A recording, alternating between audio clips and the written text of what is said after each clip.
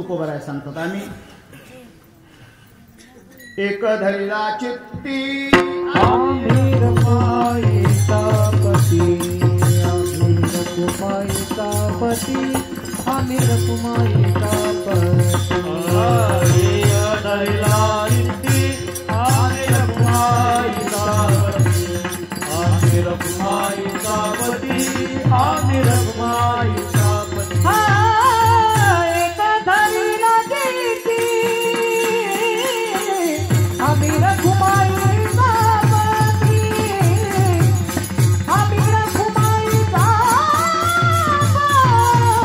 आम्ही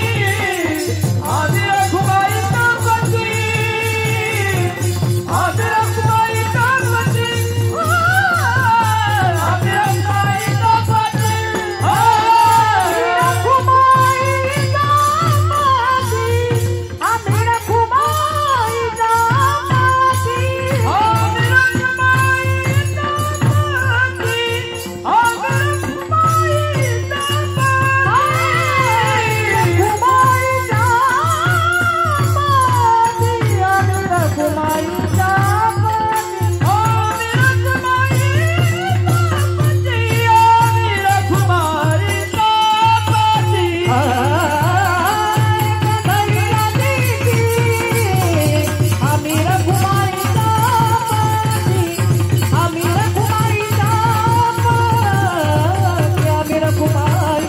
पती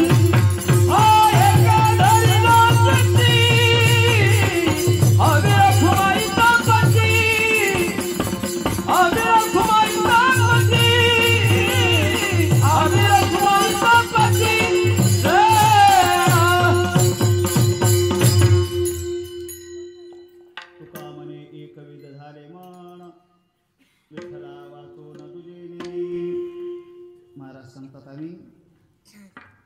कोणत्याही देवाची शरणागती न पत्करणं आम्ही एक धरला चित्ती आम्ही रखुमाईचा पती एका देवतेला आम्ही शरण गेलो बरे एकदा शरण गेलो तर आम्ही देवता बदल करणार नाहीत खरं तर शास्त्रोक्त पद्धतीने काही गोष्टी बदल करायच्या नसतात गुरु बदल करायचे नाहीत गुरुमंत्र बदल करायचा नाही ग्रंथ बदल करायचे नाही धर्म बदल करायचे नाही देवता बदल करायची नाही तिकडे बोलतायत कपाटी मागे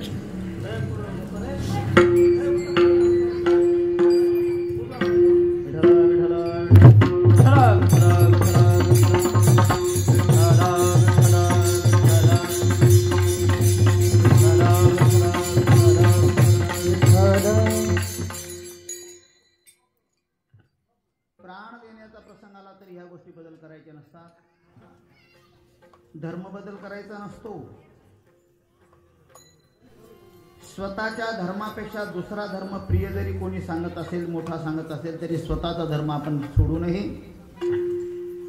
ज्ञानोबांनी गीतेच्या एका श्लोकावर प्रकरण असं रंगवलं सर्व धर्मान परित्यज्य मामेकम शरणम व्रज अहमता सर्व पापेभ्यो मोक्षयिष्यामि मा शुचा आणि अजून एका ठिकाणी ज्ञानोबांच्या मुखातून शब्द निघाले माऊली म्हणतात धर्मावर आपलं इतकं प्रेम असलं पाहिजे कसं असलं पाहिजे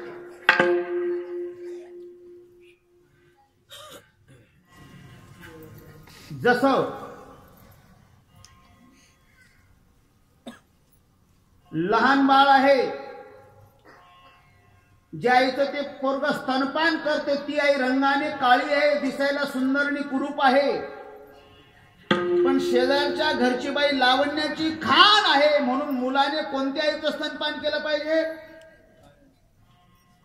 स्वतःच्या आईचं हे त्याचं उत्तर आहे कुरूप जरी झाली पुन्हा दगुळ पाण्यामध्ये घाण पाण्यामध्ये एक मासा फिरत असताना एकाला त्याची दया आली तो म्हणतो अरे बापरे मासा फार सुंदर आहे घाण पाण्यात फिरतो त्यांनी माशाला पाण्यात काढलं आणि गावरान तुपामध्ये टाकलं कोणतं चालेल तसं आपल्याला स्वतःचा धर्म प्रिय असला पाहिजे प्राण देण्याची वेळ आली तरी स्वतःचा धर्म सोडता कामा नये याच्याकरता ज्वलंत उदाहरण छत्रपती संभाजीराजे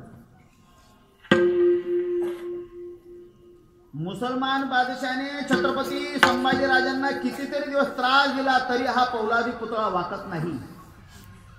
डोळे फोडलेत, चांबडं काढलं, मिठाचं पाणी अंगावर टाकलं, रक्तबंबाला लालबुंद पुतळा काही झालं तरी वाकत नाही. आणि शेवटी मुसलमान बादशाने छत्रपतींना अंतिम इच्छा विचारली. वा रे वा, याला म्हणतात धर्मप्रेम.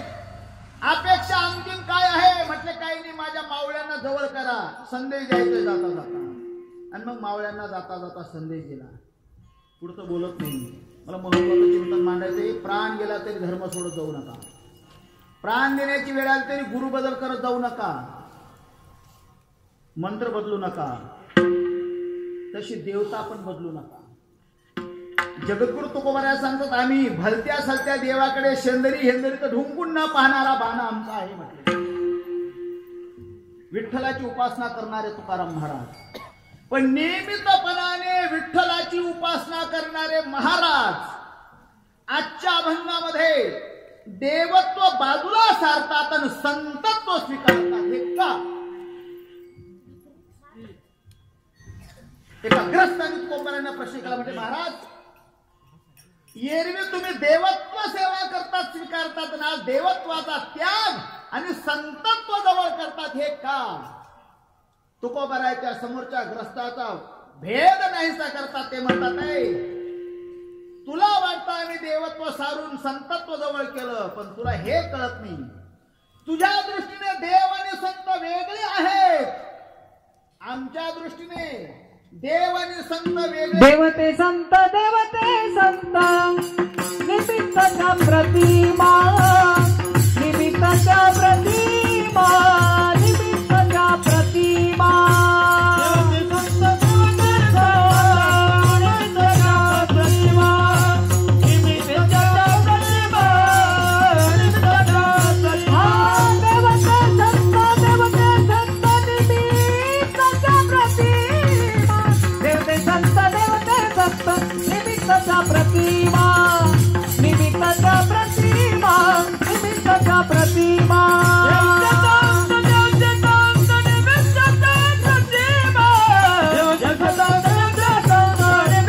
प्रतिमा, निमित्ताच्या प्रतिमा, निमित्ताच्या प्रतिमा.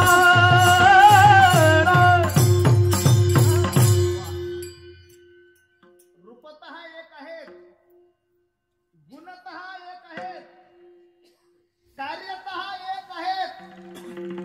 सगळ्या गोष्टीने देवत्व आणि संतत्व सादृश्य आढळलं महाराजांना.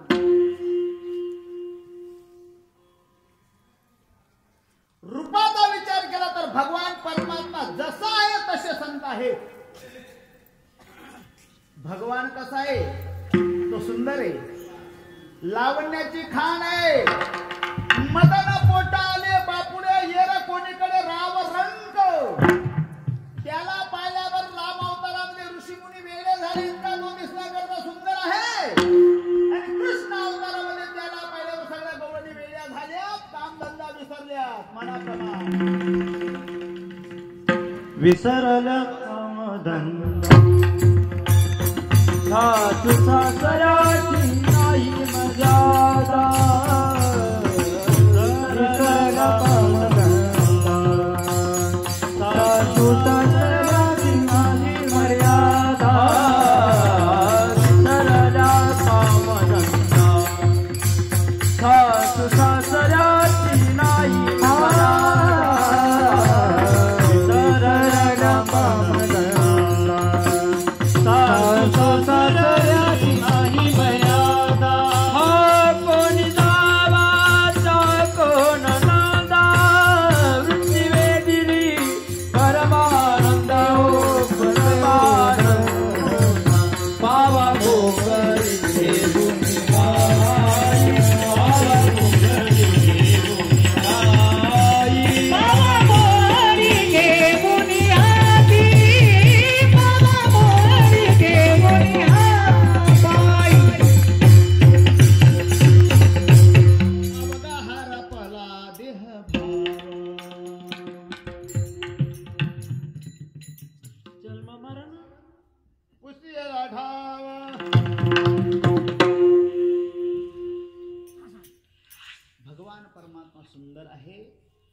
भगवान जसा सुंदर आहे तर संत पण सौंदर्यवान आहेत. हरी कैसे हरिचे दास हरी कैसे हरिचे दास नाही तया भयमो चिंता आस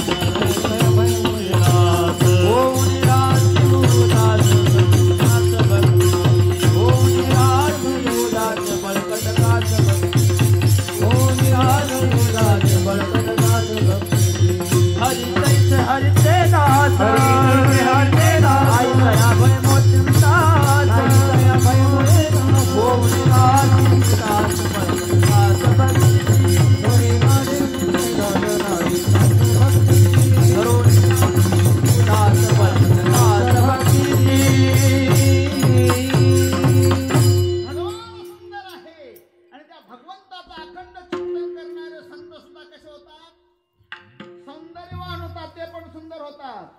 काय सांगू तुम्हाला थोडं एक असं चिंतन करतो थोडं जवळ येऊन. संतांइतकी स्ट्रॉंग भक्ती आपण करीत नाही. बरोबर बोलतो ना मी. संतांइतकी आपण खरं तर भक्ती करत नाही, पण तरी आपल्या गावामध्ये असणाऱ्या भक्तीच्या विरोधात राहणाऱ्यांचे चेहरे पहा आणि भक्ती करणाऱ्यांचे चेहरे पहा, नक्कीच फरक जाणवेल. थोडसा वयोवृद्ध माणसं असतात पण भक्तीमध्ये वेळ देतात, एकदम त्यांचा चेहरा प्रसन्न दिसतो. दर्शनाची प्रशस्ती एकदम प्रसन्न असतात काही माणसं. उदाहरणार्थ पेटी मास्तर. तुमचं वय काय आता? हा 7. तुमचं वय 60 आहे. तुमच्यापेक्षा मी 10 वर्षांनी मोठे. माझा 70चा जन्म आहे.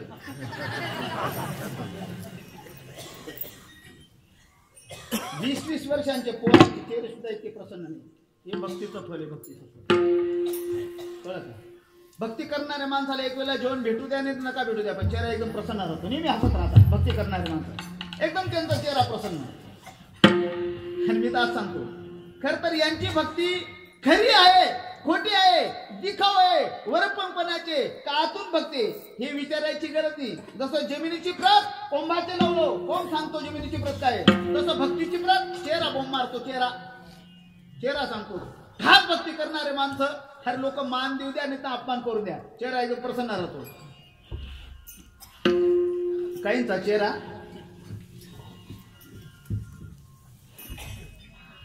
कीर्तनात रडायचं सांगितलं त्यांना रडू येत नाही, हसायचं सांगितलं हसू येत नाही. फक्त मी म्हणतो हाका घडून बसाडले रे.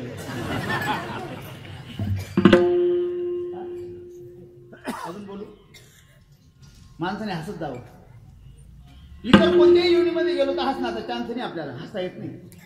इथेच फक्त हसता येतं. या गावातच हसता येतं. कळलं ना काय बोललो? कोणत्या जीवनीमध्ये हसता येत नाही आपल्याला, इथेच हसता येतं. आणि ही संधी गेली मग कधी हसणार तुम्ही? मस्त हसत जा. बरोबर आहे ना? आणि अजून पुढे बोलू.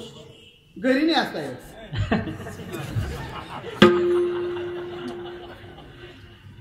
अरे ना सांगू कोणा फोन होता खबर आहे समाधान मार जाणार मस्त कळत त्यांना ऐराणी कळत.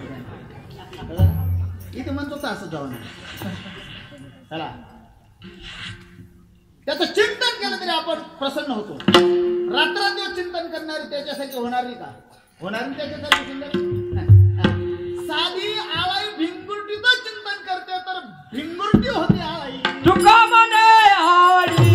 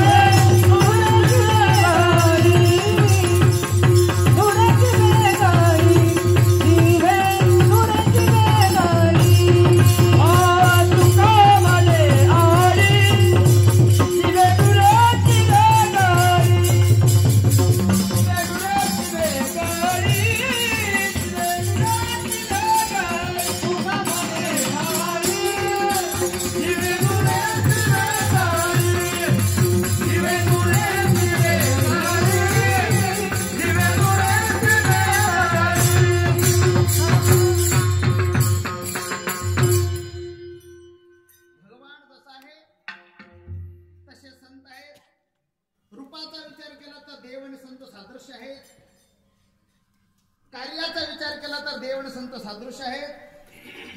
भगवान कृष्ण परमात्म्याने बैलाचं दूध काढलं होतं, जगद्गुरु तुकोबारायांनी नंदीचं दूध काढलं. कार्याने पण सादृश्य आहेत. कमी वेळ सांगणारे, 11 संपवणारे महाराजांचा पकवाज ऐकायचे.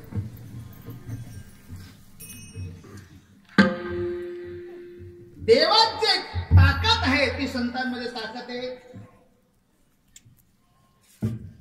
माझे गुरुदेव माझ्या लहानपणी सांगायचे, एका मिनिटात सांगतो. मंदोदरी रावणाला म्हणते, तुम्हाला जर सीता वश होत नसेल तर एक काम करा, तुम्ही राम व्हा. ती रामा व्यतिरिक्त कुणाला वश होत नाही. तुम्हाला जर सगळे रूप धारण करता येतात तर राम बना ना. रावण मंदोदरीला म्हणतो, अगं मी तुझा पती आहे, तू मला इतकं शिकत जाऊ नको. म्हणजे तेव्हा पण बाया शिकवायच्या. हे त्याचं उत्तर. म्हटलं काय?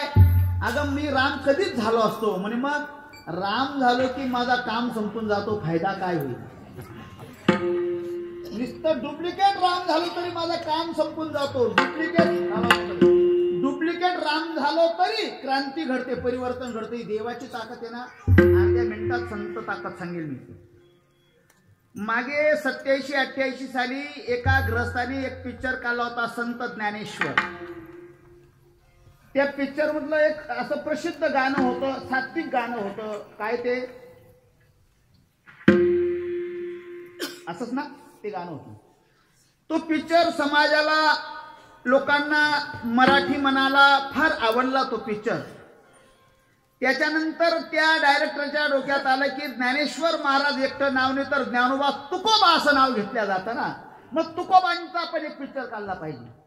मग त्या ग्रस्ताने तुकोबांचं पिक्चर काढायचं ठरलं. मग सगळे पार्ट शोधाशोध करू झाली. मग जिजाबाई कोणाला करायचं? तशीच बाई पाहिजे ना.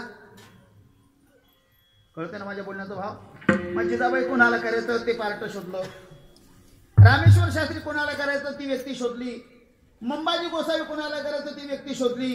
भगीरथीबाई कोणाला करायचं मुलगी ती पोरगी शोधली. हे सगळे पात्र बरोबर शोधले.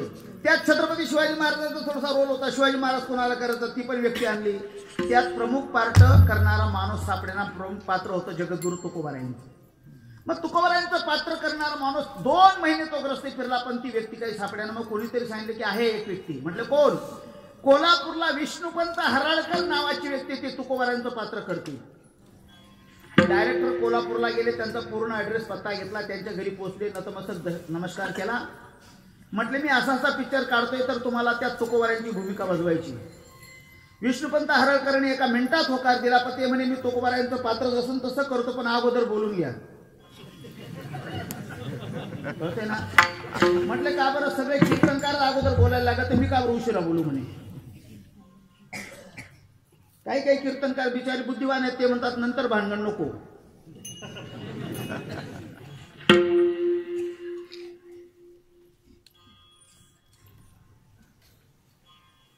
$25 लाखामध्ये ठरलं ते. नुसतं तुकोबांचं पात्र 25 लाखामध्ये ठरलं. सुरुवात झाली शूटिंगला. सावजी महाराज, बलुबा महाराज, कान्होबा महाराज, तुकोबारायांचा जन्म, सगळा पिक्चर असा सुरुवात झाला. तुकोबारायांचे लहान भाऊ, एक भाऊ कुठे निघून गेले. पिक्चर मधलं सांगतो. तुकोबारायांचं लग्न झालं. काही दिवसात दुष्काळ पडला. तुकोबारायांची परिस्थिती संपुष्टात आली. खायला भेटत नाही म्हणून स्त्री एक अन्न करता. हे पिक्चर मधलं सांगतो. नंतर तुकोबारायांचं दुसरं लग्न झालं. अपत्य झाली. महाराज परमार्थाला लागले. सगळं गाव महाराजांचा विरोध करायला लागलं. गावातल्या पाटलांनी तुकोबारांना गावातनं काढून दिलं. महाराजांचा कुठे जावे आता, काय खावे, कोणीकडे जावे, गावात राहावे, कोण्या बळी, उदासीनावस्था झाली. पिक्चर मधलं सांगतो. छत्रपती शिवाजी महाराजांनी तुकोबारायांचं शिष्यत्व पत्कारलं, अनुग्रह घेतला. महाराज दररोज कीर्तनात जाऊ लागले. शिवाजी महाराज कीर्तनाला बसू लागले. पिक्चर मधलं सांगतो. त्याच्यानंतर शिवांना असं वाटलं की आमच्या गुरूंना काहीतरी आपण आर्थिक मदत सहाय्य केलं पाहिजे. मग नजराणा पाठवला. जगद्गुरु तुकोबारांनी तो नजराणा परत केला. दिवट्या क्षेत्र गोडे हे तो बऱ्यात न पडे. कुठलं सांगतो मी? पिक्चर मधलं. त्याच्यानंतर जगद्गुरु तुकोबारायांचा कार्यकाळ संपला. महाराज म्हणतात आता काही इथे राहणं बरोबर नाही. विमान आलं, विमानात बसून तुकोबाराय निजधामाला गेले. गेला तो विमानी बैसोनिया.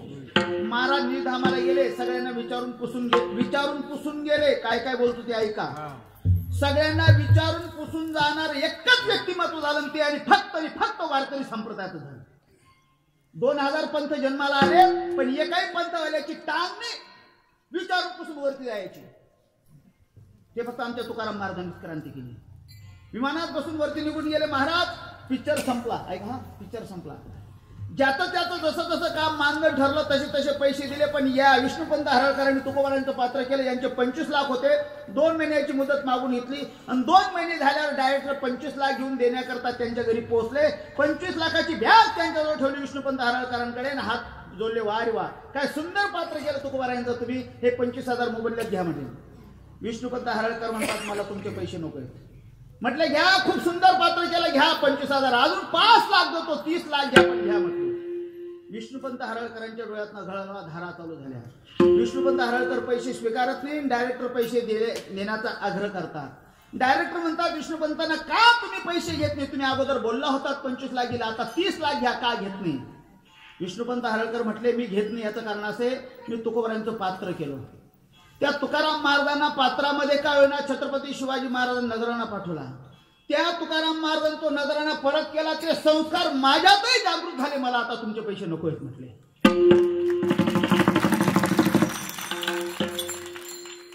त्याची मार्मिकता ध्यानात ठेवा. देवाचं नुसतं सोंग घेतलं तरी परिवर्तन घडतं. संत सोंग स्वीकारलं तरी परिवर्तन घडतं. विठ्ठल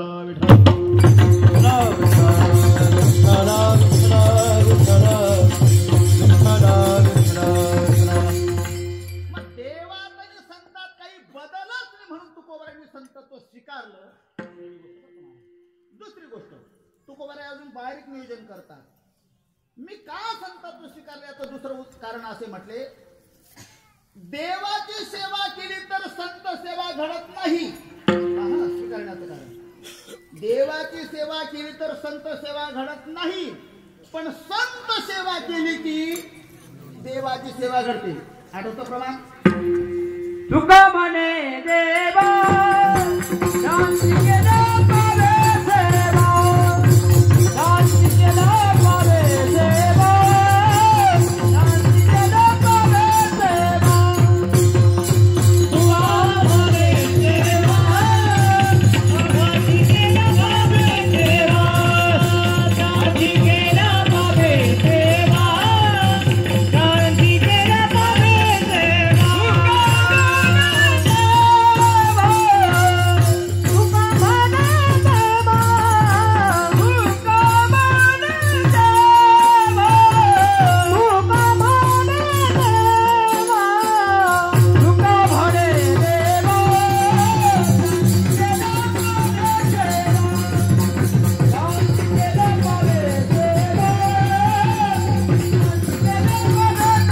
तुका म्हणे देवा शांती केला पावे सेवा, शांती केला पावे सेवा, शांती केला पावे सेवा.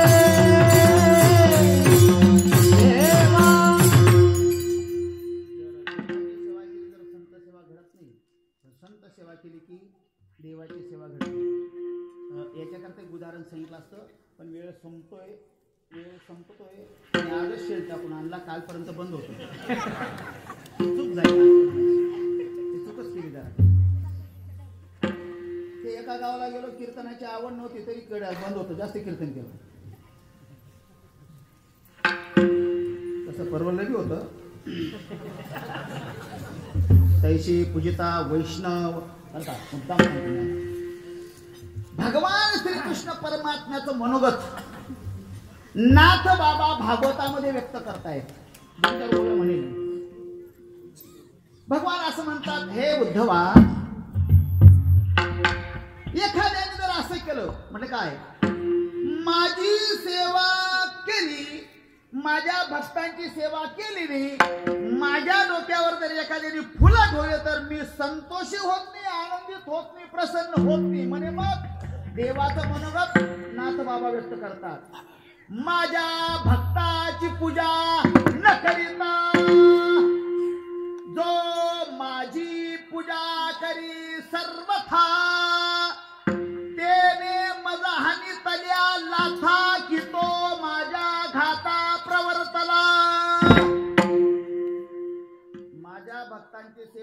करताना एखादा मला पुष्प अर्पण करत असेल तर मला लत्ता प्रहार केल्याचं दुःख होतं म्हणे, कळलं ना? पण संत सेवा केली की मी प्रसन्न होतो. अभंगाचं दुसरं चरण, तैसे पूजिता वैष्णव सुखे संतोषतो देव. शिरकाव करतो, प्रवेश करतो फक्त. पण जिथे जे शब्द आले की जे शब्द के शब्दाची अपेक्षा करतो, जिथे हे शब्द आले की हे शब्द के शब्दाची अपेक्षा करतो, जिथे आयशे शब्द आले की आयशी शब्द कैशी शब्दाची अपेक्षा करतो, तैसे शब्द कैशी शब्द अपेक्षित आहे. तैसे पूजिता वैष्णव, कैसे पूजिता वैष्णव. कसं वैष्णवांची पूजा केली की देवाची सेवा घडते. याच्याकरता पहिलं चरण जन्माला आलेलं आहे, याच्याच करता पहिलं चरण जन्माला आलं. पण ती अजून म्हणायची नाही, त्याच्याकरता थोडीशी एक ओळी म्हणतो मी, अजून एक ओळी म्हणतो. आणि ती ओळी म्हणण्याच्या अगोदर दृष्टांतही सांगतो, कारण पूर्वी अशी पद्धत होती जुन्या कीर्तनकारांची. त्या अगोदर दृष्टांत सांगायचे, मग ओळी म्हणायची. आपल्या भागात सुकडू महाराज होऊन गेले बरं, धुडकोजी महाराज पोरेकर होऊन गेले आपल्या भागात. इकडे यायचे धुडकोजी महाराज पोरेकर. म्हणजे आज इंदोरीकर जसे समाजाला वाटतात ना विनोदी कीर्तनकार, त्याच्या काही पटीने धुडको महाराज कीर्तन करायचे. हा, आणि अशी टाळी वाजवायची. कशी हे तुम्हाला कळलं ना? कशी, बरोबर आहे ना? काय भले माणसा असं असं ठोकायची मी. त्यांची अशी पद्धत होती. एखादा गोष्ट असायची दृष्टांतामध्ये, ओळीमध्ये दृष्टांत असायचा, तो दृष्टांत अगोदर सांगायचे नंतर ओळी म्हणायची. काही कीर्तन काय करायचे, अगोदर ओळी म्हणायचे नंतर दृष्टांत सांगायचे. मी तुम्हाला नेमकं काय करू, अगोदर काय करू? अगोदर दृष्टांत आणि मग ओळी. ठीक आहे, म्हणजे अभंगाचं पहिलं चरण शिरेल ना. आता काय झालं, एकाची आई मेली आणि आई मेल्याच्या नंतर त्यांनी प्रथम पुण्यस्मरण वर्ष श्राद्ध म्हणतात त्याला, बरोबर ना? वर्ष श्राद्धाचा कार्यक्रम केला. एका महाराजांचं कीर्तन होतं, कीर्तन संपलं, अन्नदानाचा कार्यक्रम होता. पंक्ती अशा बसल्या, सगळे पात्र अन्न सगळं वाढल्या गेलं. आता पुंडलिक वरदेव पाणी फिरून जेवणाला सुरुवात करणार. पण त्या दिवशी किती जरी मोठा कीर्तनकार असेल पण सगळ्यांच्या अगोदर घरामध्ये एका बाईला जेवणाचा अधिकार असतो. तिला काय म्हणतात, आज वेळ चालू नका, तिला काय म्हणतात, सुवासीन सवासीन जे असते ते शब्द. मग काय झालं, पंक्ती बसल्या आणि ती सवासीन बाई जेवणाला उशिरा आली. उशिरा आली, लोक हात धरून बसले, ती काही लवकर येणार. काहींना उशिरा जाण्यात मजा वाटते. एक कीर्तनकार असे नाव सांगत नाही, तुम्ही सगळेजण त्यांना ओळखता, तुम्ही पण ओळखता. ते गावाच्या आसपास येऊन थांबतात 2 किलोमीटरवर. इकडे पंचपदी सुरू होते, मग ते येतात धावपळ करत. एक कीर्तन करता असं होऊन गेले, इकडे पंचपदी सुरू झाली, मग ते डबा घ्यायचे. काय त्यांना कुठे बनवता कळलं ना? हे सगळे महाराज खूप दिवस झाले या बाबतीत, सगळ्या महात्म्यांचे अनुभव घेतले मी. आणि मग ती बाई उशीरा आली. लोक म्हणे, अहो करूच का सुरू, थांबावं ती बाई, थांबावं. मग ती बाई आली, तिचं पूजन बिजन झालं, जेवणाला सुरुवात होणार. पण काय झालं, तिच्याबरोबर तिचं 2 वर्षाचं पोरग आलं होतं. ते पोरग, त्या बाईचं पूजन चालू असताना त्या पोराने जलपी उचलली आणि तोंडामध्ये टाकली. तो घरमालक त्या बाईजवळ आला आणि तो म्हणे, बाई हे पोरग कोण आहे? ती म्हणे, भाऊसाहेब माझंच पोरग आहे ना म्हणे, एकुलतं एक आहे. आणि म्हणे, मग तुझं पोरग आहे ना म्हणे, हा.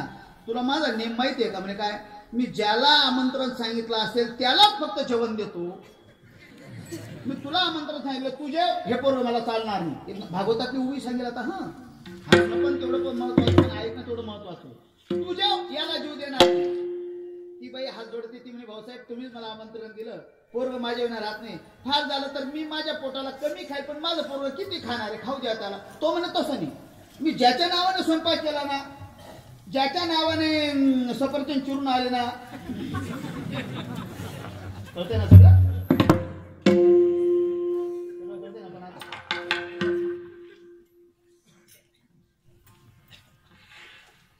ती म्हणे, पाया पडते पण खाऊ द्या माझ्या पोराला.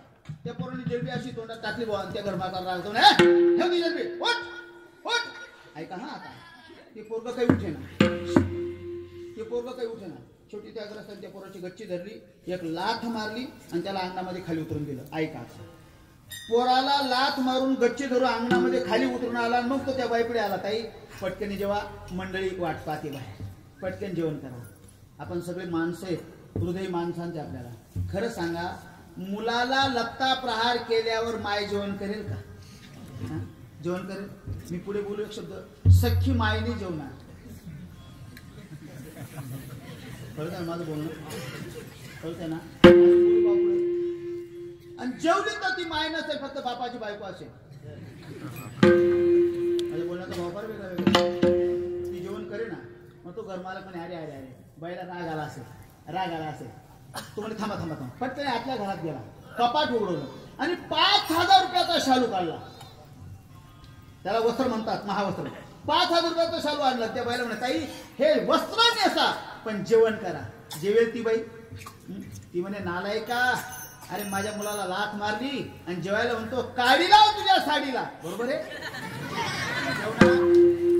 जेवणार नाही ना? आणि मग ना आता ओळी म्हणू का? तुमच्या लक्षात येईल का? बालक एक एकुलता त्याचे उरी हानितल्या लाथा, मग पाटोळाही नेसविता शोभली माता समझेना. नको तार दिवशी बाई उठली, लाल डोळे केले आणि त्या शिव्या देतच निघून गेली. आता शिव्या देत निघून गेली आणि मंडळी हात धरून बसले बाहेर. ते लोक म्हणतात काय रे भाऊ झालं काय? आता याला सांगते बी ना काय झालं ते. लोक म्हणे बसून का, एकच मिनिट थांबा. मग तो दुसऱ्या गल्लीमध्ये गेला, तो घरमालक, आणि एका बाईला ऐन वेळेला सांगितलं. ऐका आता, ऐन ओळी लक्षात आली, सगळं लक्षात आलं. ऐन वेळेला एका बाईला सांगितलं. ती आली, जेवणाला बसली. खर तर ऐन वेळेला सांगितलं ते आले मोठ्या मनाचे असतात का लहान मनाचे असतात?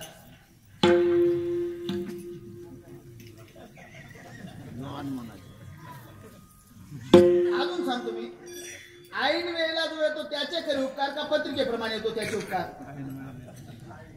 ऐन वेळेला येतो त्याचे उपकार. बरोबर आहे ना? एखादा कीर्तनकार जर पत्रिकेप्रमाणे आला आणि मग दुसरा ऐन वेळेला आपण बोलवतो, बरोबर ना? खरं सांगा मला तुम्ही, ऐन वेळेला जो येतो त्याला आपण जास्त किंमत देतो का जो आला नाही त्याला जास्त किंमत देतो? काय करतो आपण? चूक. जो आला नाही त्याला जास्त किंमत देतो. हे माझ्या अनुभव. तुमच्या माहिती करता आपल्या चिरायला माझं कीर्तन होतं. चिराय माहिती ना तुम्हाला? चिरायला कीर्तन होतं बरं संगाराम. चिरायला कीर्तन होतं. माझ्या गावात शेजारी 5 किलोमीटर चिराय, तुम्हाला माहिती. इकडे कोणतरी आयरे त्या गावाला होता. ते लोक मला आमंत्रण देत नव्हते. मळ्यापासून 5 किलोमीटर गाव आहे. तिथे एकदा कीर्तनकार आला नाही. मी घरी होतो. बरं कीर्तनकार आला तो विद्वान नाही, कंदा नाना राजा.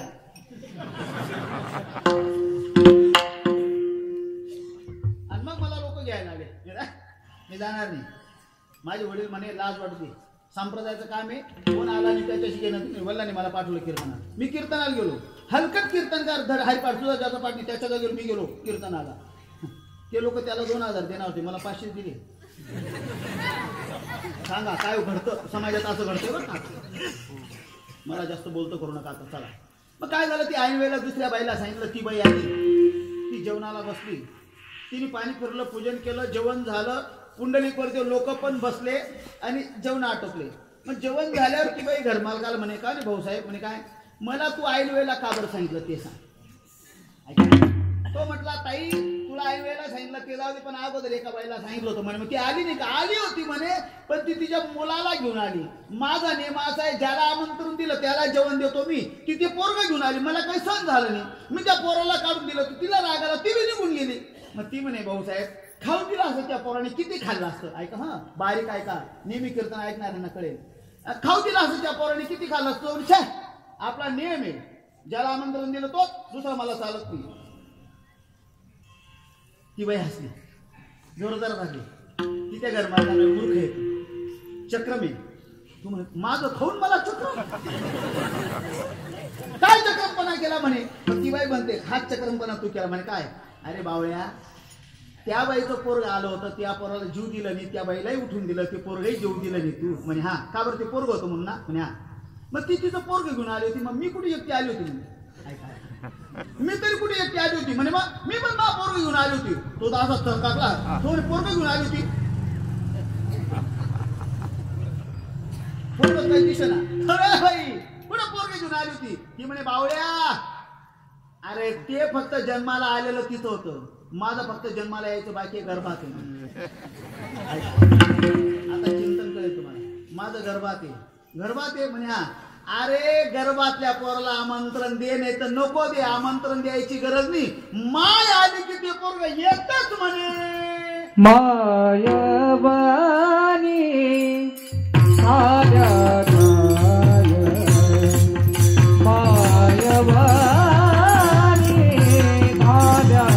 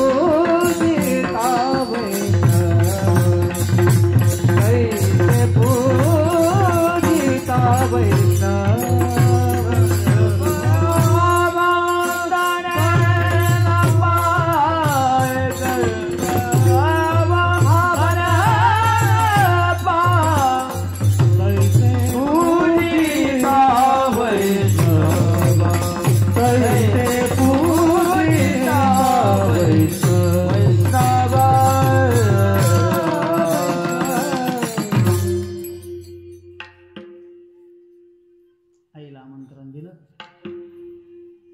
गर्भस्थ बालकाला आमंत्रण देण्याची आवश्यकता जरूरत पडत नाही. आई आली की ते पोरग सहज जेवणाला. हा दृष्टांत आहे. आई आली की पोरग जेवणाला गर्भातलं सहज येतं. हा दृष्टांत आहे. सिद्धांत असा आहे तसं संत पूजा केली की देवाची पूजा सहज घडते. तैशी पूजिता वैष्णव सुखी संतोषतो देव विठोबा.